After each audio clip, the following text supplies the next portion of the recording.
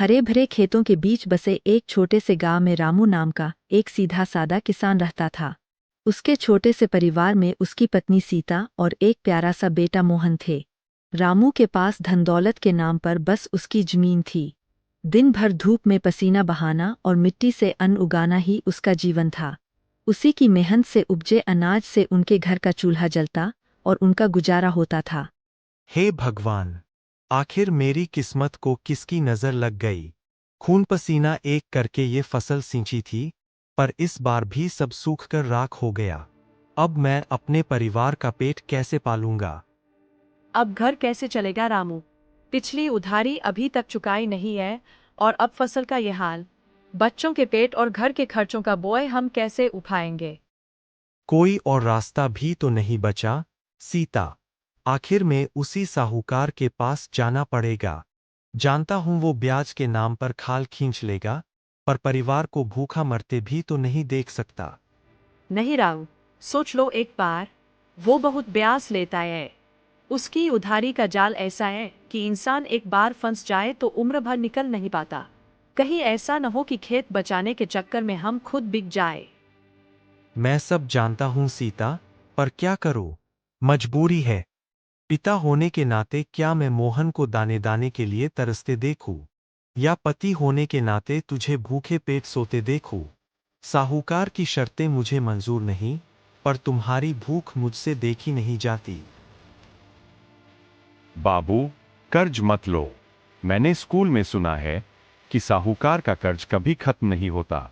मुझे नया कुर्ता नहीं चाहिए और मैं आधी रोटी में भी पेट भर लूंगा, पर आप उस जालिम के पास मत जाओ।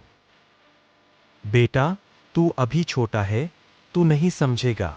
ये जो पेट की आग होती है ना, ये बड़ी जालिम होती है। ये इंसान से वो सब करवा देती है जो वो कभी नहीं करना चाहता। तेरी आंखों में भूख का डर देखने से बेहतर है कि मैं साहूकार की गुलामी सह लूं। रामू भारी कदमों से चलते हुए गांव की सबसे बड़ी हवेली के सामने खड़ा हो गया। जहां पूरे गांव में सूखे के कारण सन्नाटा था, वहां साहूकार की चौखट पर ठाठ बाट था। हो, रामू किसान, आज हमारी हवेली का रास्ता कैसे भूल पड़े? सुना है तुम्हारे खेतों की मिट्टी तो प्यास से तड़प रही है, तो क्या आज उस सूखी जमीन का सौदा करने आए हो? साहूकार जी, बहुत हिम्मत करके आया हूं। सूखे ने सब छीन लिया, घर में दाने तक के लाले पड़ गए हैं।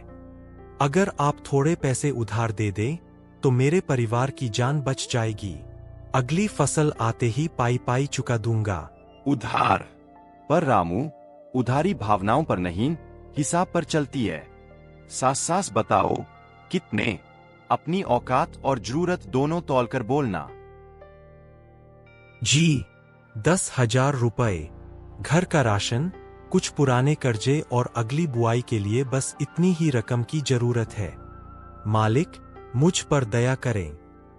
पैसे तो मिल जाएंगे रामू, लेकिन मेरा ब्याज जानते हो, यहाँ पैसा पैर पर नहीं उगता। मेरा ब्याज वक्त की तरह है, एक बार भागना शुरू करे तो कभी रुकता नहीं।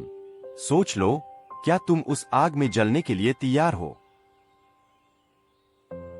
मालिक, गरीब की जान अब आपकी मुट्ठी में है। जो आप कहें, मुझे सब मंजूर है। मुझे बस अपने परिवार का पेट पालना है, चाहे उसके लिए मुझे खुद को गिरवी क्यों न रखना पड़े। तो सुन लो मेरा हिसाब, महीने का 10%, यानी हर महीने की पहली तारीख को 1,000 रुपया ब्याज का मेरी मेज पर होना चाहिए। मूल रकम अपनी जगह रहेगी, सिर्फ ब्याज की बात कर रहा हूं। मंजूर है? 10%? मालिक, यह तो बहुत ज्यादा है। इतना ब्याज तो मैं अपनी पूरी जिंदगी की कमाई लगाकर भी नहीं चुका पाऊंगा। रहम कीजिए सरकार, मैं एक गरीब किसान हूं, कोई बड़ा व्यापारी नहीं। देख रामू, बहस करने का वक्त मेरे पास नहीं है। मेरी शर्त पत्थर की लकीर है, लेना है तो लो, वरना दरवाजा खुला है। गांव में और भी कई भूखे मुंह हैं, जो इस पैसे के लिए मेरे पैर चूमने को तैयार बैठे हैं। ठीक है मालिक, आपकी ही जीत हुई। मुझे मंजूर है। लाइए कागज, कहाँ अंगूठा लगाना है।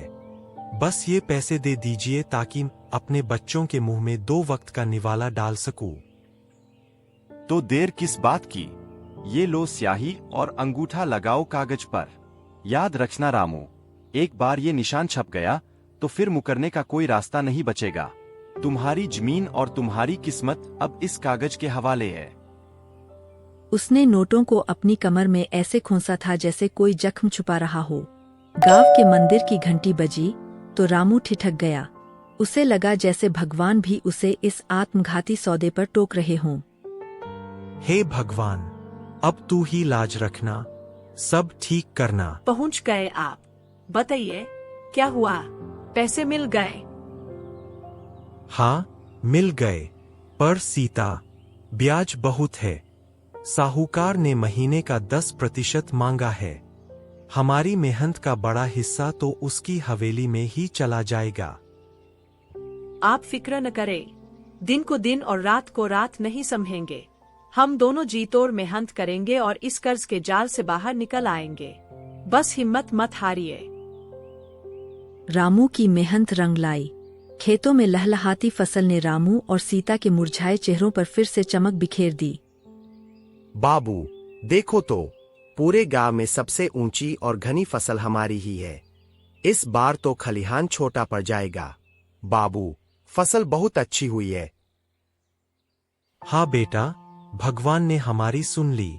इस अनाज को बेचकर इस बार हम सारा कर्ज उतार देंगे। शंकरलाल का एक पैसा भी बाकी नहीं रखेंगे। आज रात सुकून की नींद आएगी। अगले दिन रामू अपनी फसल का एक बड़ा हिस्सा बेचकर रुपयों की थैली लेकर सीधा शंकरलाल की हवेली पहुंचा। आओ रामू, बड़ी जल्दी आ गए। सुना है खेत सोना उगल रहे हैं तुम्हारे। जी सरकार, आपकी दुआ है। यह लीजिए अपने 10,000 और ऊपर का ब्याज। आज मेरा हिसाब पूरा कर दीजिए और वो अंगूठे वाला कागज फाड़ दीजिए। 10,000? अरे भोले किसान, लगता है तुम्हें गणित नहीं आता। इतने महीनों का ब्याज पर ब्याज जोड़कर तो यह रकम अब कुछ और ही हो गई है। कागज इतनी आसानी से नहीं फटते रामू। सरकार, पाई पाई जोड़ी है। पूरा हिसाब यही है। अब मेरा पीछा छोड़िए। नहीं, अभी और देना होगा। तुमने जो लिया था वह तो सिर्फ मूल था। ब्याज का ब्याज मिलकर रकम दोगुनी हो चुकी है। यह कैसे मुमकिन है? ये गलत है, सरासर नाइंसाफी है। जुबान को लगाम दो रामू। अपनी आंखों से कागज देखो। इस पर तुम्हारा अंगूठा लगा है। लिखा है कि अगर समय पर पैसा न मिला तो जुर्माना भी लगेगा। आपने धोखा दिया। मैंने तो सिर्फ 10,000 की बात की थी। आपने इसमें क्या क्या लिख दिया? चुप। ज्यादा शोर मचाया तो कल सुबह तक जमीन मेरी होगी और तुम अपने परिवार के साथ सड़क पर होगे। मालिक, रहम कीजिए। मेरी जमीन ही मेरा सहारा है। मेरी जमीन मत छीनो, हम भूखे मर जाएंगे। रोने से कुछ नहीं होगा। कानून मेरे साथ है, कागज पर तुम्हारी रजामंदी है। अब निकलो यहाँ से। रामू फूट फूट कर रोने लगता है और हवेली की सीढ़ियों से गिरता पड़ता अपने घर की ओर भागता है। घर पहुंचते ही रामू जमीन पर बैठ गया। भगवान खैर करे। क्या हुआ? आप ऐसे बदहवास क्यों हैं? सीता, सब लुट गया। साहूकार ने बेईमानी कर ली। अब हमारी जमीन चली जाएगी। उसने कागजों में हेरफेर कर दिया है। बाबू, ऐसे कैसे जमीन ले लेगा? हम पंचायत चलेंगे। मुखिया जी और गांव के लोग हमारा साथ जरूर देंगे। नहीं बेटा, कोई नहीं सुनेगा। साहूकार की मुट्ठी में गांव के रईस और कानून दोनों है। हम जैसे गरीबों की गवाही कौन देगा? बरगद के पुराने पेड़ के नीचे पंचायत बैठी थी। गांव के मुखिया और पंच ऊंचे चबूतरे पर बैठे थे। पूरा गांव तमाशा देखने के लिए जमा था। शांति, शांति। हाँ रामू, तुम कुछ कह रहे थे। क्या मामला है? सरपंच जी, साहूकार ने धोखा दिया। मैंने 10,000 लिए थे जो मैं ब्याज समेत लौटा रहा हूं, पर ये अब मेरी जमीन हड़पना चाहते हैं। सरपंच जी, सब झूठ है। व्यापार में जुबान की नहीं, कागज की कीमत होती है। ठीक है, कागज दिखाओ। शंकरलाल, ये ब्याज गैरकानूनी है। जो दर तुमने यहां लिखी है वह सरकार के तय नियमों से कहीं ज्यादा है। लेकिन सरपंच जी, ये कैसे? रामू ने खुद अंगूठा लगाया है। पुराने दिन गए शंकरलाल, अब कानून बदला है। किसानों को लूटने वाले कागजों की कोई कीमत नहीं है। सरपंच जी सही कह रहे हैं, किसान सही है। हाँ, ये साहूकार लालची है। इसने कितनों के घर बर्बाद किए हैं। सरपंच जी, मुझे माफ कर दो। मुझसे बड़ी भूल हो गई। मुझे सिर्फ इंसाफ चाहिए। मेरी जमीन वापस चाहिए।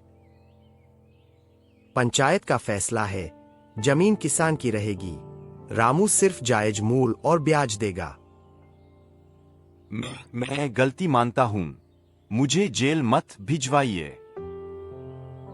अब ईमानदारी से काम करो साहूकार जी। गरीब का पसीना नहीं, उसकी दुआ कमाओ। मैं वादा करता हूं, अब किसी के साथ ऐसा नहीं होगा। आज भगवान का शुक्र है, हमारी लाज बच गई। देखा सीता, मेहनत कभी बेकार नहीं जाती। अगर हम सही है तो पूरी कायनात साथ देती है। क्यों साहूकार, सबक मिला? हाँ, बहुत बड़ा सबक मिला। बिल्कुल। आखिर किसान अन्नदाता है, उसे सताने वाला कभी फलता फूलता नहीं। आज से अब डर नहीं लगेगा। अब मैं अपनी जमीन पर चैन से हल चला पाऊंगा।